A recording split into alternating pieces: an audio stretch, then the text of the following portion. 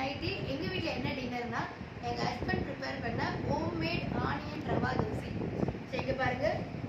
So onion rava dosa இது வந்து front, ஓகேவா? ஸோ பேக் பாருங்கள் எவ்வளோ செவந்திருக்குன்னு. ஓகே, இது எப்படி ப்ரிப்பேர் பண்ணுன்றதை நான் அடுத்த வீடியோவில் உங்களுக்கு அப்டேட் பண்ணுறேன்.